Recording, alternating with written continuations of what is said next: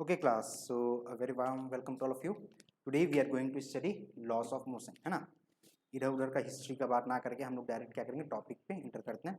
So there are 3 laws of motion. ठीक है, और laws of motion is given by Newton, therefore it is known as Newton's law of motion. Clear. तो इसमें सबसे पहला हम लोग पढ़ेंगे, that is Newton's first law of motion. First law of motion. First law of motion is also known as Newton's law of motion. ठीक है ना. इसको और क्या बोला जाता है, this is known as law of inertia. Law of inertia. What is inertia? तो इनर्शिया को अभी आगे हम लोग कुछ मिनटों में समझेंगे व्हाट इज इनर्शिया. ठीक है. सो पहला लॉ के बारे में डिफिनेशन लिखते हैं. तो उससे पहले हल्का समझ लो what is first law of motion. It states that if a body is in rest और इन मोशन. ठीक है ना. इसमें है रेस्ट में है या फिर यूनिफॉर्म मोशन में है, इन अ स्ट्रेट लाइन. ठीक. So it will remain in that particular state. It means it will, if it is in rest then it will remain in rest, और if it is in motion then it will remain in motion until unless you don't apply an external force. ठीक है. until unless you don't apply an external force. external force कुछ भी हो सकता है, किसी भी फॉर्म में हो सकता है. ठीक है ना. जैसे कि for an example, if this pen is in my hand, it is in rest. ठीक है. To bring it in motion I have to apply an force. ठीक. तो ये क्या हुआ, मेरा एक्सटर्नल फोर्स हुआ. ठीक. External force could be contact और नॉन कॉन्टैक्ट. अभी मैंने जो एग्जांपल दिया कॉन्टैक्ट हुआ, नॉन कॉन्टैक्ट का एग्जांपल क्या, आपने एक मैग्नेट ले आया और यहाँ पे एक मैग्नेटिक मटेरियल है मान लीजिए, और आपने मैग्नेट लाया तो it will be attracted towards it. ठीक. तो वो भी क्या लगा रहा है, फोर्स लगा रहा है. ठीक. So let us right the definition. Every body, every body और ऑब्जेक्ट, कभी हम लोग बॉडी वर्ड यूज करेंगे, कभी ऑब्जेक्ट, कभी पार्टिकल. ठीक है. All the meaning of all the three is same. Every body or object continues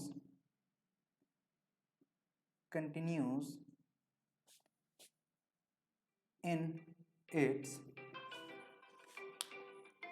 excuse me,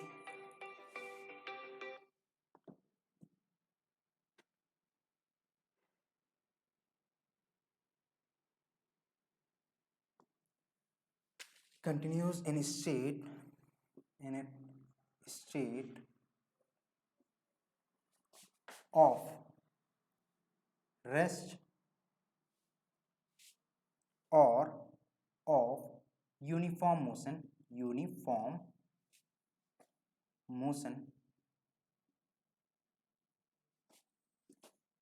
in a straight line,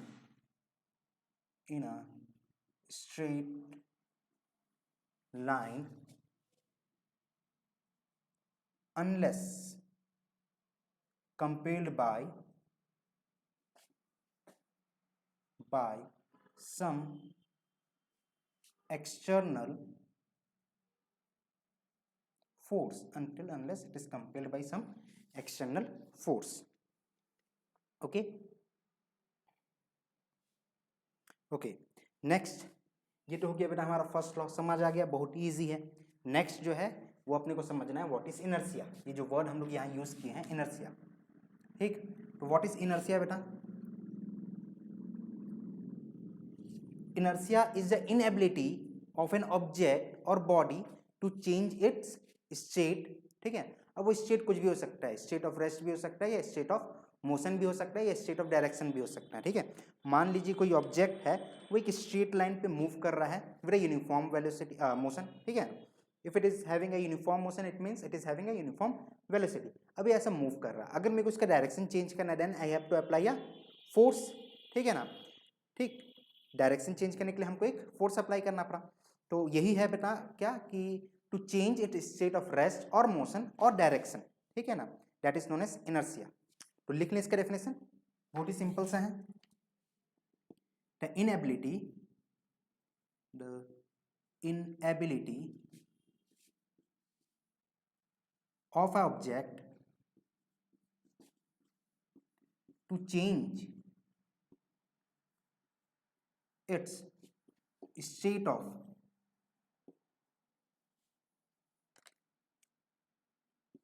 rest or motion or we can say direction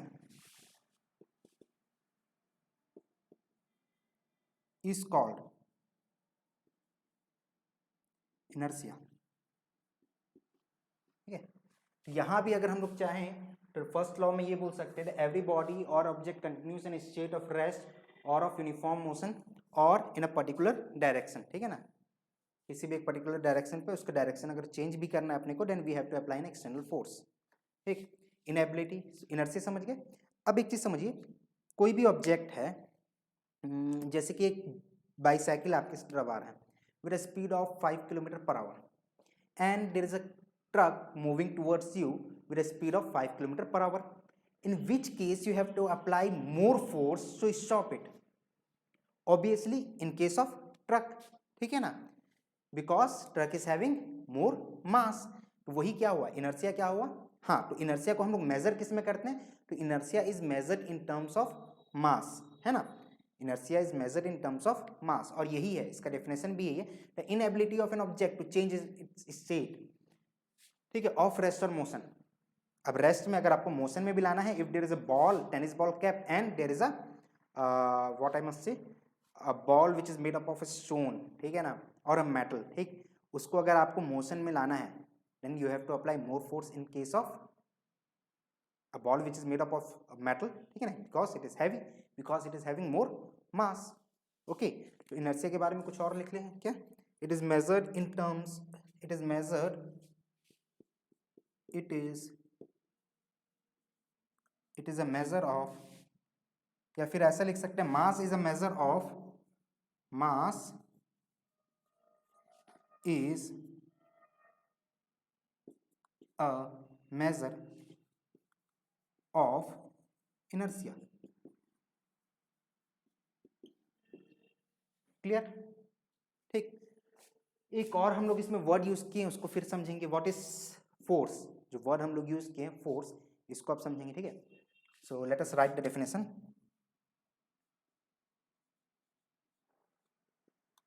It is something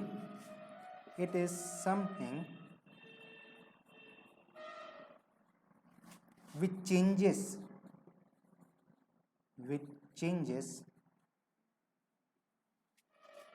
the state of rest or state of motion. अब rest में है कोई object या motion में उसका state change करना है, तो ऑब्वियसली आपको क्या लगाना पड़ेगा, फोर्स. जो चीज आप लगा रहे हैं to change its state is known as force. ठीक है ना, रुका हुआ है, इसको मेरे को मोशन में लाना है, मैंने क्या किया, मैंने कुछ चीज इस पे लगाया, क्या लगाया, then I have applied a force. Clear. Force का जो डेफिनेशन है, फोर्स का जो फॉर्मूला है F इक्वल्स टू ma, है ना, वो सब आगे करेंगे. इसी में हम लोग डेरिवेशन भी करते हैं. ठीक है, this is the definition of force from first law. याद रखिए, अभी हम लोग फर्स्ट लॉ ही चालू किए हैं, और this is the definition of force from first law. ठीक है, फोर्स का और भी डेफिनेशन आगे आएगा.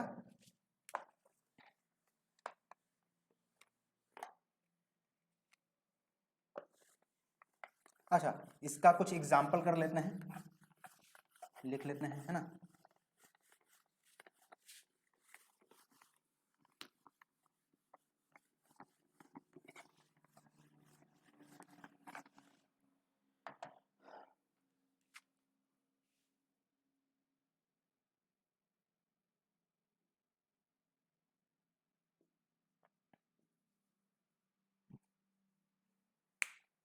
देखो, इनर्शिया ऑफ रेस्ट का एग्जांपल लिखिए, फर्स्ट लॉ का एग्जांपल भी मान लो उसको, है ना.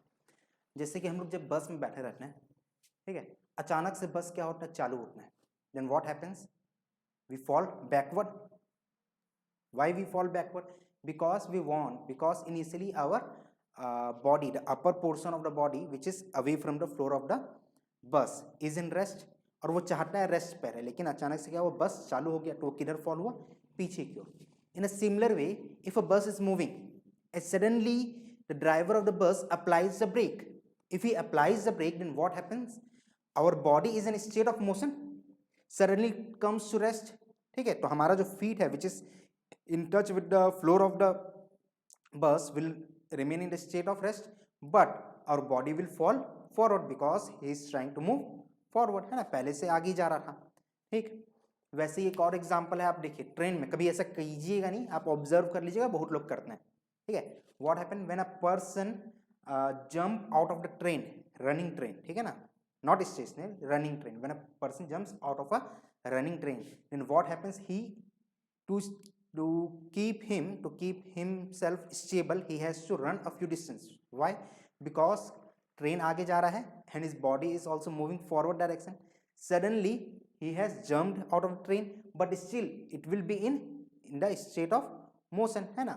इसीलिए वो क्या होता है, या तो डायरेक्ट आप जंप करके खड़े होने की कोशिश करोगे, यू विल फेल डाउन, और else to keep yourself in a stationary position, ठीक है ना, to keep yourself upward, है ना, so that you don't fall down on the ground, you have to start running, ठीक, jump करके हल्का सा से दौड़ना पड़ता है, क्लियर। तो ये हो गया इसके example. Now let us move to a new topic, ठीक है, इसी के अंदर फर्स्ट लॉ ही हम लोग कर रहे हैं, that is momentum.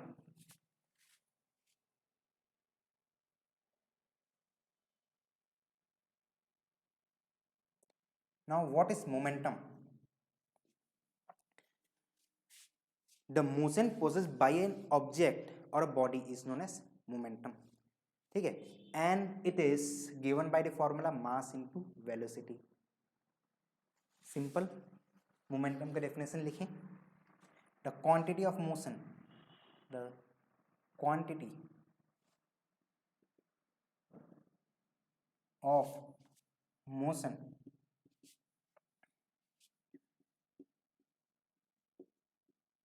possessed by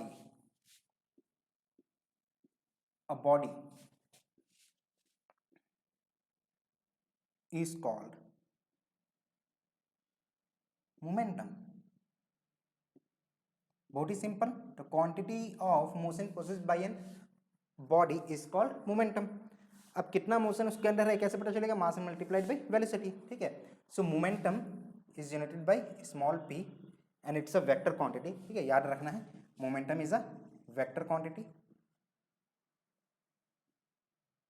it's formula is given by vector p, small p equals to mass multiplied by velocity, ठीक। इसका यूनिट क्या होगा? What will be the unit? kg metre per second. What will be the dimension? ठीक, तो dimension क्या होगा इसका? Dimension chapter कर चुके हैं, गेस कीजिए। m for mass m, for metre l, for time t raised to power -1, so mlt -1 is the dimension, okay. ये हो गया मोमेंटम का कॉन्सेप्ट। अब ये आपको पहले क्यों बताया? Because the concept of momentum is going to be use in second law. तो अब इंटर करते हैं हम लोग सेकेंड लॉ में।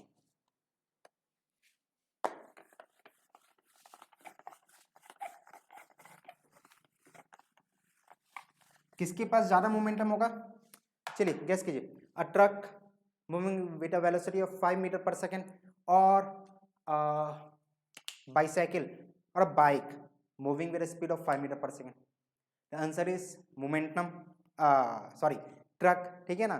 Truck will be having more momentum because the mass of the truck is more, velocity दोनों का same है, ठीक है, but mass of a car, sorry a bike is less then that of truck, so momentum of car is more. अगर momentum ज्यादा है then you have to apply more force. ये कहाँ से पता चलेगा? अभी पता चलेगा सेकंड लॉ से। So write down second law of motion, Newton's second law of motion.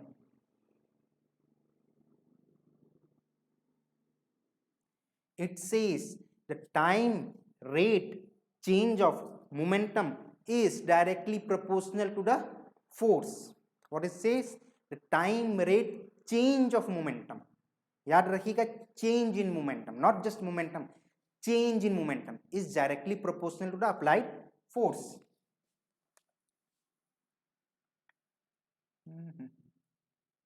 The time, पहले इसको डिवाइड करते हैं यार, बहुत लंबा बोल जाता है। The time rate change of momentum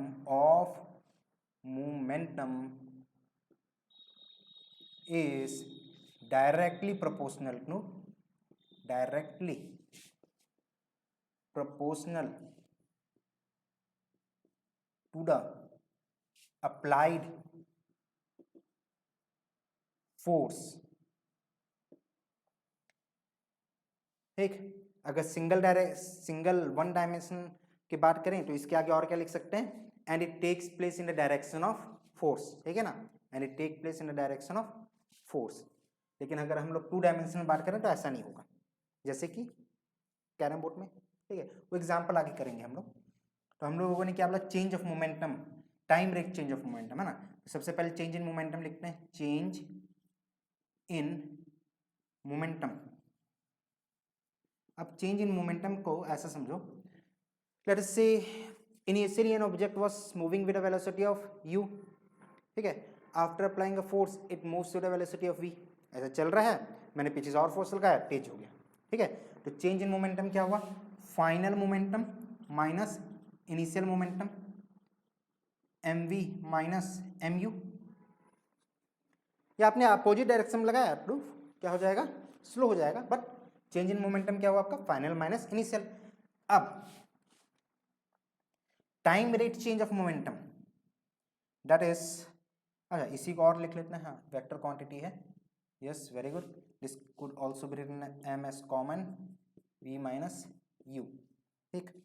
now from second law we can say the applied force is directly proportional to change in momentum, that is m v u, ठीक है। Rate, time rate change of momentum means by t, ठीक है ना। So applied force is directly proportional to change in momentum divided by t. If you will remove the proportionality sign, we will put a constant. Let us put a constant. So f, from here we can say this f is equals to k m. What is v minus u by t? देखिए हम लोग equation of motion किए हैं, from equation of motion we can say v is equals to u plus a t, और v minus u equals to at. From here a is equals to v minus u by t. So this portion can be written as a, ठीक है ना, इसको ऐसा लिख लेते हैं a. What is force? Force is equals to k times of ma, ठीक है।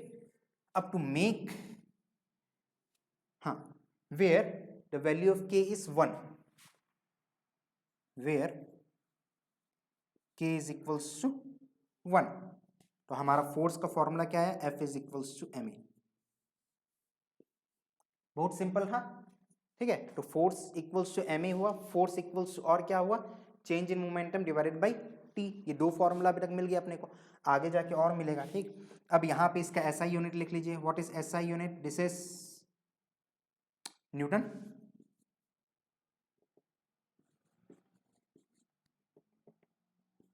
ओके, और for mass kg metre per second square, acceleration का मीटर पर सेकेंड स्क्वायर। अब यहाँ से अगर अपने को डायमेंशन लिखना है, so we can write the dimension of force, that is m l t minus 2, simple, ठीक है। what this is the SI unit। एक और यूनिट होता है फोर्स का, and that is known as CGS unit, ठीक है। CGS यूनिट क्या होगा फोर्स का, that is dyne dy ne, ठीक। अब यहाँ पे जो मास हम लोग kg में लिए हैं, इसको ग्राम में ले लीजिए, तो 1 dyne will be equals to 1 gram, और एक्सेलरेशन को जो मीटर पर सेकंड में लिए हैं, तो CGS unit of metre is centimetre, it is centimetre per second square, clear. Now from here we can also write the relation between 1 Newton and 1 dyne. See 1 Newton is equals to 1 kg multiplied by centimetre, sorry metre per second square, ठीक। In 1 kg there are 1000 gram, and in 1 meter there are 100 centimeter, so it is 10 raised to power 5 gram centimeter per second square. Gram centimeter per second square is nothing but dyne, so 1 newton is equals to 10 raised to power 5 dy ne ना, जब short में लिखते हैं तो simply we write dy n, clear.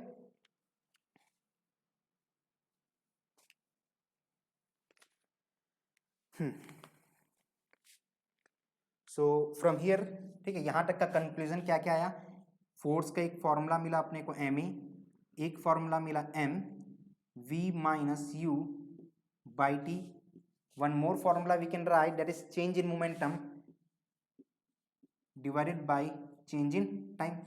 See my dear, since velocities are vector quantity, therefore force is also a vector quantity, है ना. तो force को याद रखिएगा, vector quantity है. One more formula can be written as m v square minus u square by 2s. ये formula भी कहाँ से आ रही है, सब फॉर्मूला याद करने की जरूरत नहीं है, ये याद रखिए, ये याद रखिए, बाकी सब ऐसे बोल जाइए. ये आ जाता है, कहाँ से आता है, from equation of motion 2as equals to v square minus u square, so a can be written as v square minus u square by 2s. तो a की जगह पे क्या रख दी, v square minus u square by 2s. ठीक, तो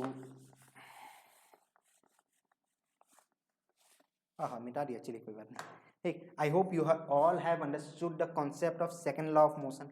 ठीक है, that is the time rate change of momentum is directly proportional to the applied force. Okay, now let us space है ना, let us discuss about mass and weight.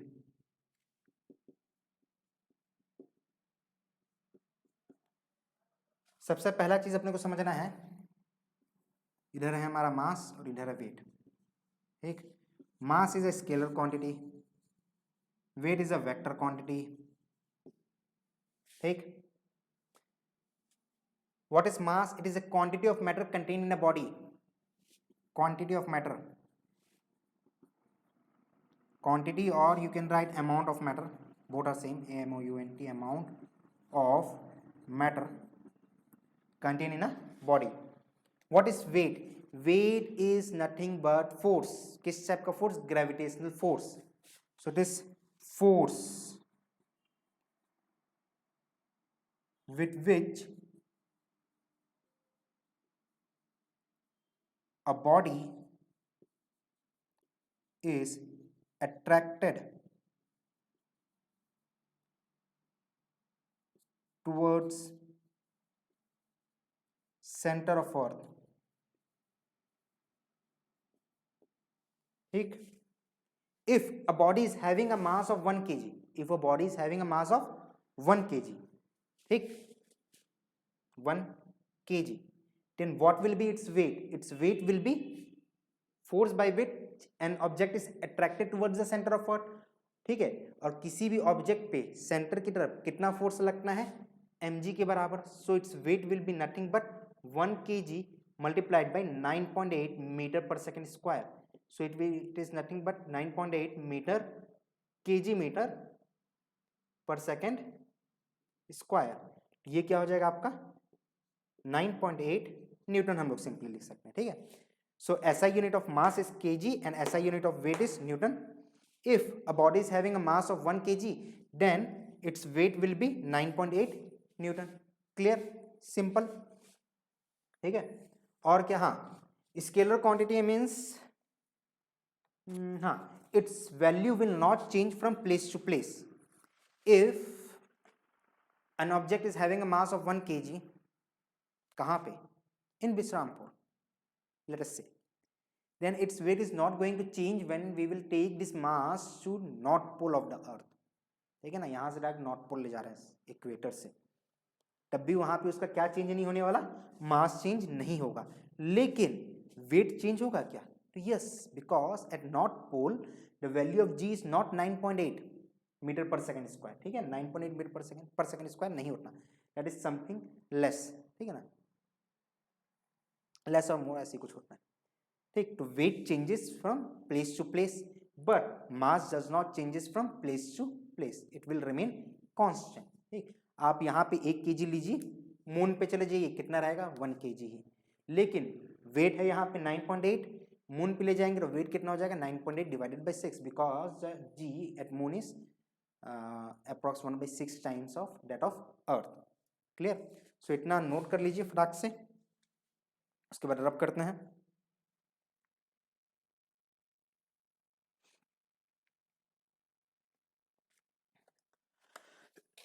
हो गया, good.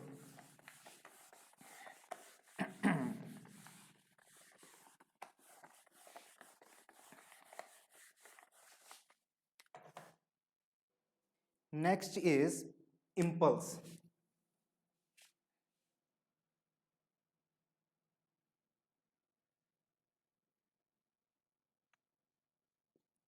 What is impulse?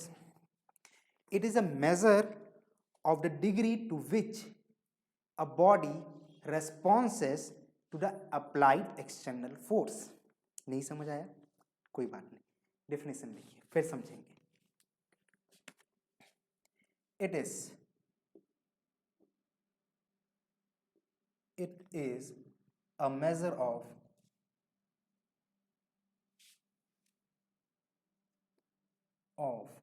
the degree to which an external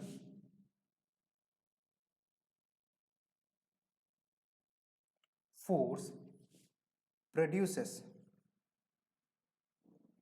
a change in momentum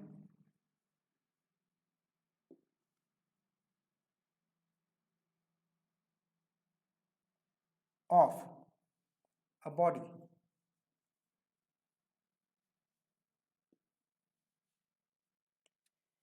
It is a measure of the degree to which an external force produces the change in momentum of body. ठीक है, मतलब समझिए we know that F is equals to m v minus you.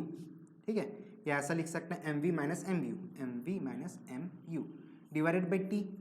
अब ये जो change in momentum आ रहा है, ठीक है, किस वजह से आ रहा है? फोर्स की वजह से, और by the time for which you have applied the force. It means this F multiplied by T is equals to mv minus mu, and this F minus T is known as impulse. इसी को क्या बोला जाता है? impulse बोला जाता है. So impulse could we can say impulse is nothing but change in momentum.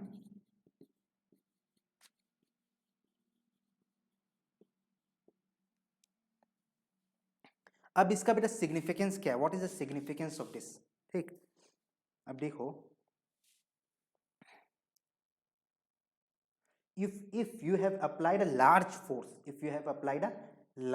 force for a very small interval of time, if you have applied a large force for a very small interval of time, then what will happen?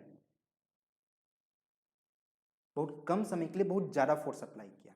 दो चीजें समझिए, एक कि मैं इसमें 5 Newton का force लगाया, किसमें? बोर्ड पे लगाया, और कितने समय तक लगाया मैंने? 10 मिनट तक. ठीक है, मैंने 5 न्यूटन का फोर्स लगाया. कब तक लगाया? 10 न्यूटन, और मैंने 10 मिनट्स तक. ठीक है, और मैंने यही 5 न्यूटन आपको एक झापड़ मारा 1 सेकेंड के लिए. What in both the cases where the effect of force will be more?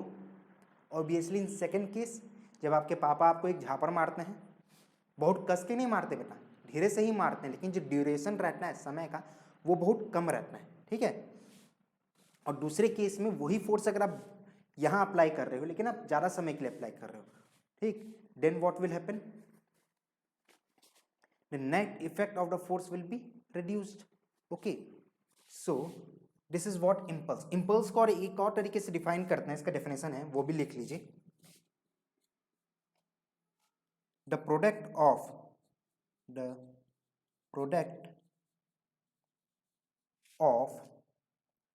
a large force and the small interval of time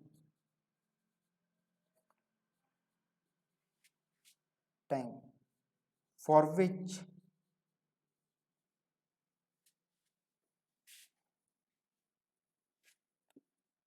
the force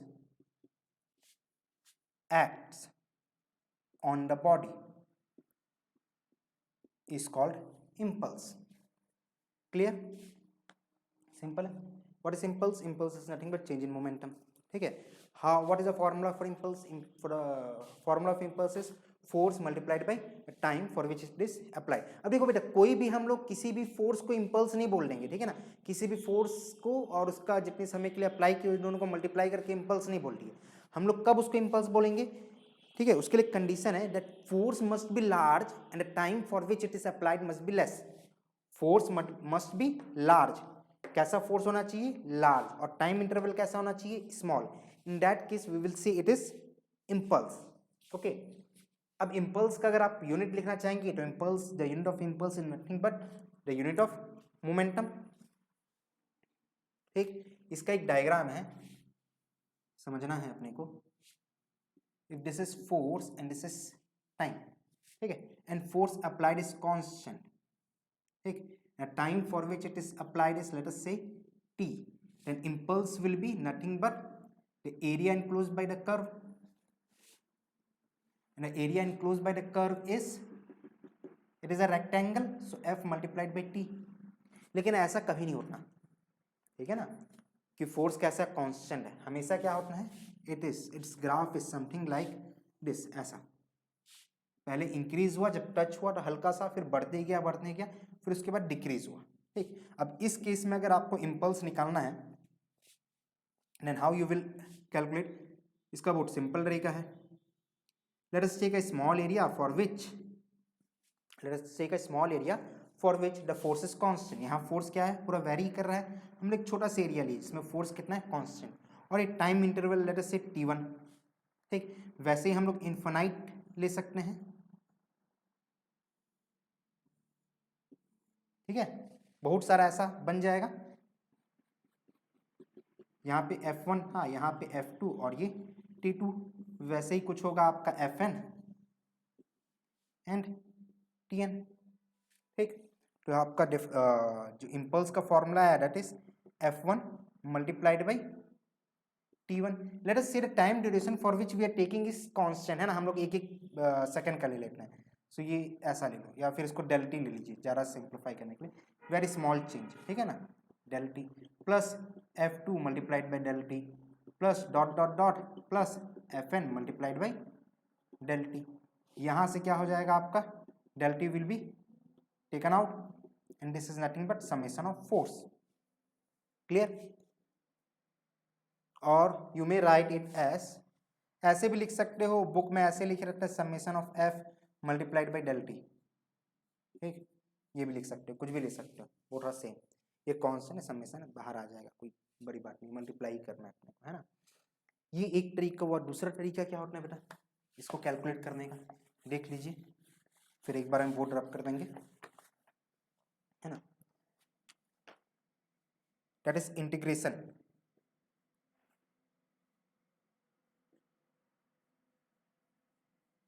हम लोगों ने लिया 0 से लेके t टाइम तक, ठीक है, impulse is force multiplied by time, ठीक, but this F is nothing but change in momentum, so dp by dt, और यहाँ dt ये दोनों कट गया, ये हो गया इंटीग्रेशन ऑफ dp। अब मोमेंटम, अब लिमिट क्या हो जाएगा, जब टाइम 0 था, लेट अस से the velocity was u and mass was m, final time पे मास m ही रहा, वेलोसिटी v हो गया, ये हुआ आपका mu से mv, mu mv, this is dp का इंटीग्रेशन क्या, p mu mv, ये आ गया आपका impulse is equals to mv minus mu, यही चीज आया भी था, change in momentum is impulse, है ना। So I hope this is clear, ठीक है, इम्पल्स का छोटा सा कॉन्सेप्ट है, इसको फटाफट नोट कर लीजिए। Now let's come to the last topic of today's class, that is third law of motion, Newton's third law of motion. Third law of motion is also known as law of karma, है ना। See, third law of motion says for every action there is equal and opposite reaction, ठीक। Lord Shri Krishna also says जैसा करोगे वैसा ही भरोगे, for every action there is equal and opposite reaction until unless you don't surrender to me. मजाक था, इस पे ध्यान देंगे, ठीक। सो लिखिए definition, to every action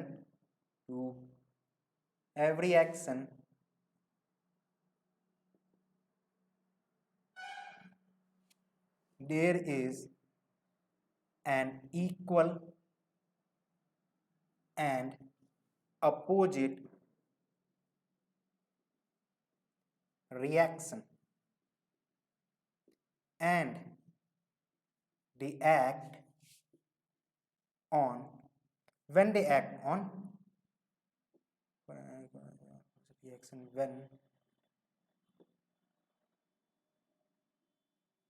when they act on different bodies.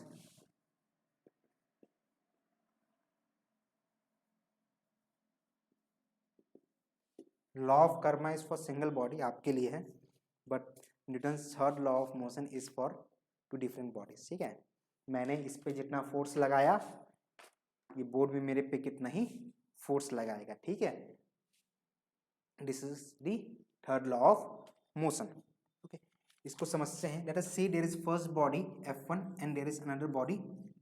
ठीक है, first body 1 and second body 2. If this first body applies a force and that is F12, force applied by first body on a second body, then second body will apply a force on first body and that will be equals to F, and let us say that is F21. ठीक है, so from third law of motion we can say F12 is equals to F21 with a minus sign. Minus sign indicates the direction. ठीक, F12 is acting from left to right but F21 is acting from right to left. ठीक, अब इसका हम लोग example कहाँ कहाँ देखते हैं. देखिए, सबसे पहला एग्जाम्पल है lawn sprinkler. The very first example is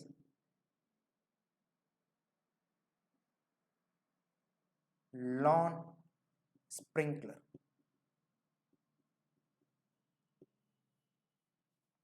what happened in this. ठीक, देखिए लॉन स्प्रिंकलर मतलब समझ गए ना, जो हम लोग देखें कई बहुत बड़ी बड़ी पार्क्स में क्या रहता है, ऐसा इस टाइप से रहेगा, है ना, पानी निकलता रहेगा और ये ऐसा गोल घूमते रहेगा. इसमें ऐसे रहेगा इस टाइप से. ठीक है, अब यहाँ से क्या करेगा, ये पानी इजेक्ट किया. पानी जब इजेक्ट हुआ तो कुछ एक फोर्स के साथ इजेक्ट हुआ और वो क्या करेगा, इस पे वापस इस पे क्या करेगा, एक फोर्स अप्लाई करेगा. तो it will make it to turn.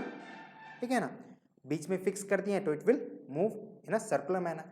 वैसे ही सब में स्प्रिंकलर लगा हुआ है. ठीक, इधर पानी गया और ये इस पे फोर्स लगाया, नेक्स्ट इधर पानी गया, इस पे पानी निकला, ये ऐसे, तो ये क्या होगा, ऐसे गोल घूमना चालू हो जाता है. ठीक है ना, this is how lawn sprinkler work. उसमें ऐसा मोटर वोटर कुछ नहीं लगा रहता, बिजली उजली की जरूरत नहीं है. आप पानी फेंक जैसे उसमें सप्लाई देते हैं, it start to rotate. Second is example when we walking. ठीक, now when you walk, ठीक है, ऐसा मेरा पैर, ये मान लो मेरा पैर है. ठीक है, so how we move forward. अगर मैंने फोर्स तो पीछे लगाया तो मेरे को जाना चाहिए पीछे, लेकिन ऐसा नहीं होता. मैं क्या होता हूँ, आगे की ओर मूव करता हूँ. कैसे आगे मूव करता हूँ, मैंने इस पे एक फोर्स लगाया F, और इतना ही फोर्स कौन हमको प्रोवाइड करना है. ठीक है, that is provided by the earth और the ground and that is reaction force. This is action and this is reaction. मैंने एक्शन किया, फोर्स पीछे लगाया, रिएक्शन क्या मिला, मैं आगे मूव हुआ. ठीक है, सो एक्शन रिएक्शन का ये क्या बना, पेयर बना. अगेन चेक करो व्हाट इज हैपनिंग. फोर्स मैं किस पे लगा रहा हूं, ग्राउंड पे, तो एक पेयर क्या हुआ, एक्शन किस पे हो रहा है, ग्राउंड पे हो रहा है. रिएक्शन हमको मिला, ग्राउंड ने हम पे लगाया और हम लोग मूव फॉरवर्ड हुए, तो रिएक्शन किस में मिला, आवर लेग, है ना. तो ये चीज याद रखना, हमेशा दो पेयर होने चाहिए. लॉन स्प्रिंकलर में पहला पेयर क्या है, water which is coming out of the sprinkler. Second is the sprinkler. ठीक है ना, तो ये क्या हुए, यहाँ पे टू पेयर्स हुए. तो there must be one single pair और टू ऑब्जेक्ट. ठीक है ना, टू डिफरेंट बॉडी होनी चाहिए. अगर मैं इसी में बोलूं कि table if a object is kept. ठीक, तो ये ऑब्जेक्ट नीचे क्या लग रहा है इसका, mg. ठीक, और इस पर रिएक्शन कौन दे रहा है, this table is giving the reaction. ठीक है, और मास की वजह से वेट किस में लगा, वेट जो है उसकी वजह से एक फोर्स लगा टेबल पे, और टेबल इसको क्या दिया, एक रिएक्शन प्रोवाइड किया.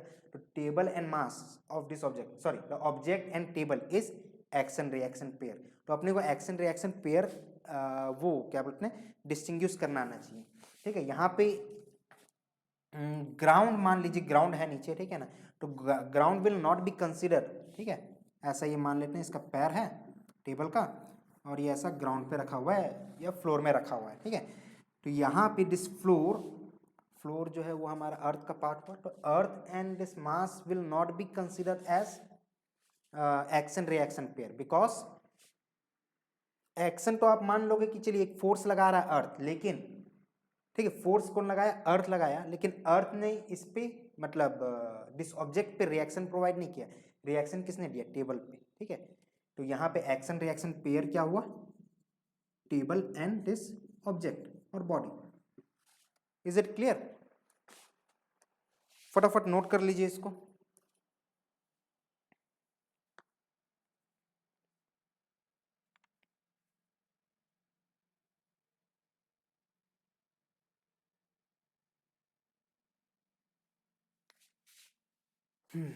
सो नेक्स्ट बेटा हम लोग को समझना है that the second law is the actual और रियल लॉ, ठीक है ना। ऐसा क्यों? क्योंकि उसी से हम लोग डिराइव कर सकते हैं फर्स्ट लॉ भी और थर्ड लॉ भी। How? See, first law from second law, now the magic begins. From first law we can say that force is equals to ma, or m, what is a can be written as change in velocity dv by dt, ठीक। now in the absence of external force, in the absence of external force, in absence of external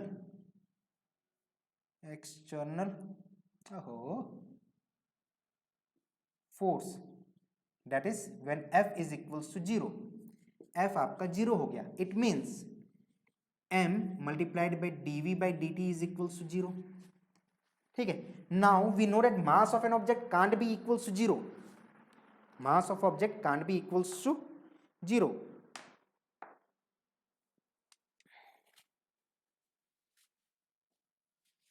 this mass can never be equals to 0, it means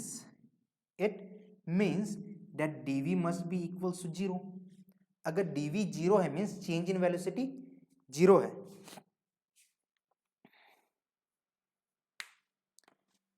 इसका मतलब क्या हुआ, in the absence of external force the body will remain in the state of uniform motion, ठीक है ना।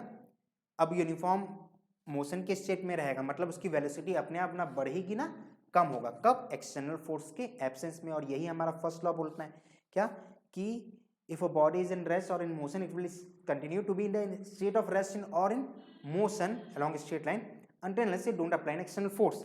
वही चीज ये आया, इसीलिए क्या बोलते हैं कि सेकेंड लॉ क्या है, दिस इज द एक्चुअल और real law from which we can prove the first law, ठीक। कैसे कि एक बार और देखिए, force is equals to m a, ठीक, a could be written as d v by d t, ठीक है ना। अब हमने क्या किया, एक्सटर्नल फोर्स को जीरो कर दिया, it means m dv by d t is equals to zero, ठीक।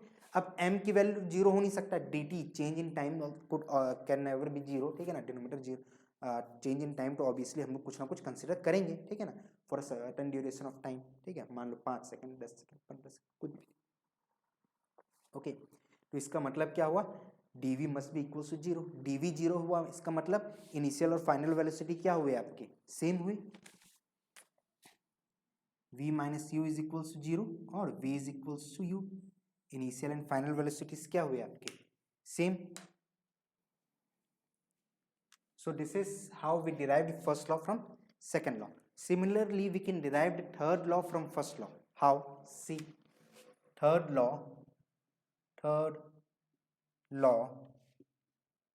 from second law. Third law from second law. Let us consider two body. Third law के लिए आपको दो बॉडी की जरूरत है, ठीक है, and it is kept isolated, means no external force is applied here,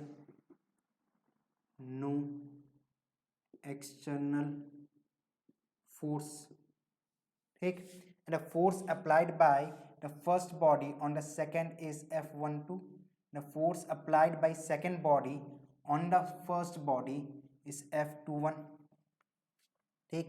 Now we know that F12 is equals to change in momentum. किसके मोमेंटम में चेंज आ रहा है? सेकेंड के change in momentum, first equation. Now this F21 is again is equals to change in momentum dp by dt. This is equation second. Now let us add the two equation first plus second. What we will get? F12 plus F21 is equals to dp2 by dt plus dp1 by dt. Now one thing you must understand that when there is no external force applied, then the change in momentum of the two bodies will be zero. होगा कि नहीं? अगर आप उस पर कोई भी external force apply नहीं किए, चेंज इन मोमेंटम कब आता है? जब हम लोग एक्सटर्नल फोर्स अप्लाई करते हैं. But in this system the net external force is zero, so change in momentum कितना होगा आपका? Zero. Since no external force is applied on the system, therefore total change in momentum will be